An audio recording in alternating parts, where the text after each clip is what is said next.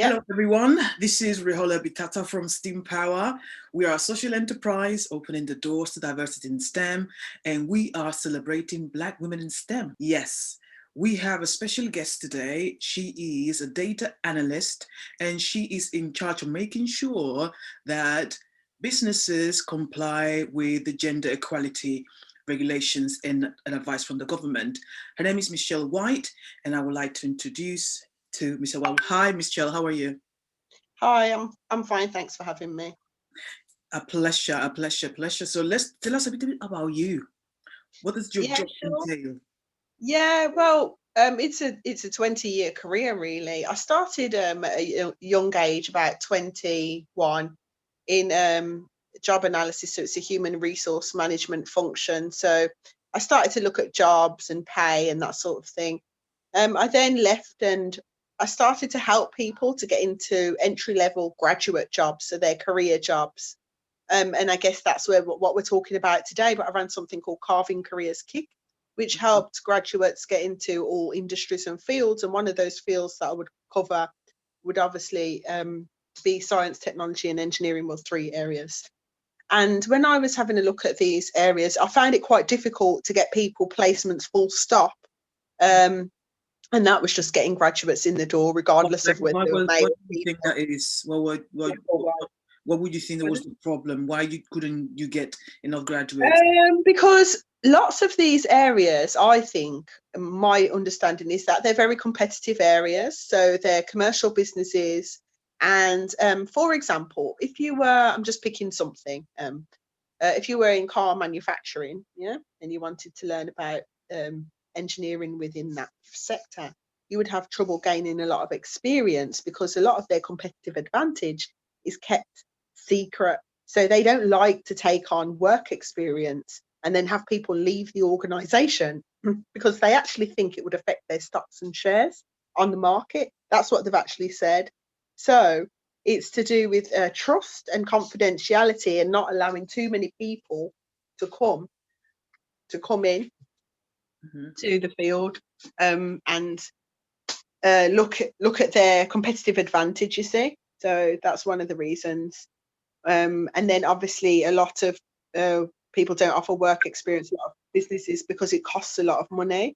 So the overheads, the time to train a member of staff out who would be, contributing to efficiency and effectiveness. There's a lot of logistical reasons that employers can give to justify.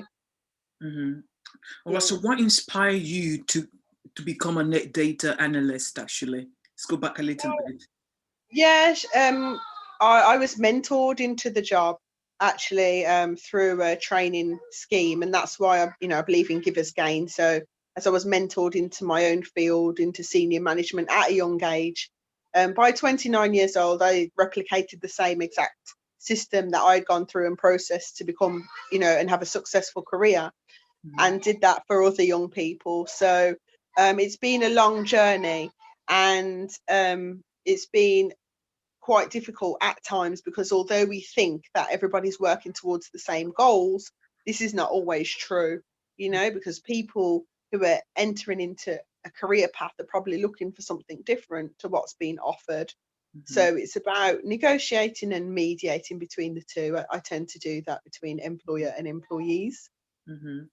So what are the benefits of being mentors? You are a proof example of that. So what are the benefits to the person? Mentorship is amazing. I mean, being a Black woman myself, or part Black, I was mentored by a lady when I was about 21 years old, and she worked in HR. And I'll always remember the first lady that I met with a profession who worked in an office in senior management. But I was 21 years old and I was born, in the 80s. So this is a bit shocking considering I'm born in the UK and I'd reached that age before I had actually been mentored and inspired. Mentoring people is inspirational. It gives skills, it gives energy, and it gives the support that people really need, because not many people will handhold people into careers. And I guess that's what's unique about myself. I take the time out to support and develop people so they get to the career goals that they wanted to get to. I did all of that for free as well, just helping. I now have something moving on that I've developed called Mycenaesr, and My this is analyst, a CSR. springboard. Yeah, My Mycenaesr.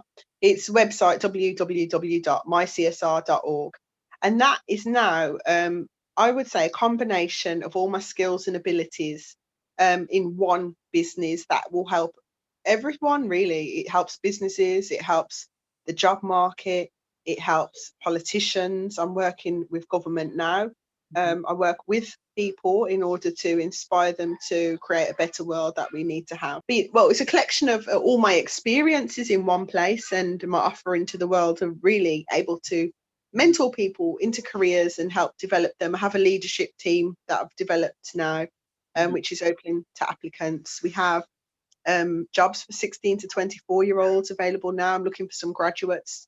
As I'm hitting nearly 40, you see, I'm aware that my career has been quite big from a very young age, and you can probably hear I have little children in the background. So my time is going to be dedicated more to my children and my family. Yeah, the numbers are still low when it comes to. They are low. I think it's just not an interest for some. And then if it's not an interest for some, that's fine. If it is the fact that men are more technically minded in, and that broadly speaking they prefer to do these courses, then that's fine. What we need to remove is barriers. So people who want to enter something but can't, those are the barriers that we would need to remove. And then of course igniting interest.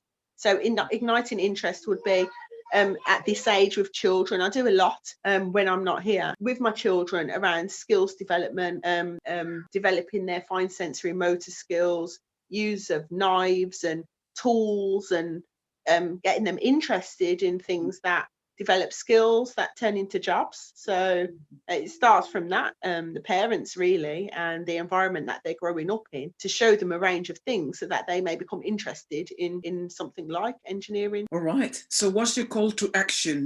With my own organisation, as I say, I'm just doing some development around. I've got a certification in corporate social responsibility, which works towards sustainable living. So I'm recruiting a team, and then I also do some business support for businesses, and I incorporate the business ethics within that. So I cover things like HR, marketing and business, and then also throw in the additional things that I'm pushing for, which I hope will improve the world. So it's about creating a better job market and better business environment for everyone around the world, so that everyone can contribute to the society and the world that we live in, and we have better socio-economic development from everybody. So as well as equality, we have, equity as well. So we are recognised for the skills and the abilities that we actually have, and we're not marginalised or bullied because we are the only one in the workplace. I've experienced that too. So I know what it's like to sit on both sides of the fence, to be powerless and feel like I'm being bullied and harassed because I'm the only one in a male-dominated environment. And then also to be, a leader in my own right, which I am, and I have been in leadership for a long time, and I've managed people for a long time as well. So I'm no longer in that position, and I have done that, and will continue to do that by showing people what I do, and that's delivering great services and working very, very hard. So where can people find you? You can find me on mycsr.org. So that's www.mycsr.org. You can text me. I'm in the UK. You can text my mobile 07984 229 889. And that's pretty much it. And Ethan's Education, Ethan, who just popped in there, is a program that I do for the younger children, which I'll also be launching in March. So you can look out for that. There is a website for it. It's Ethan's Education. .int.co.uk. So I have two separate things, one for adults, where we're rectifying all the issues that I see in the world, and then another service for the children where we occupy their time while we do the work. Oh, thank you very much, Miss Michelle. Thank you very much. So there you have it, guys. I hope that you take action.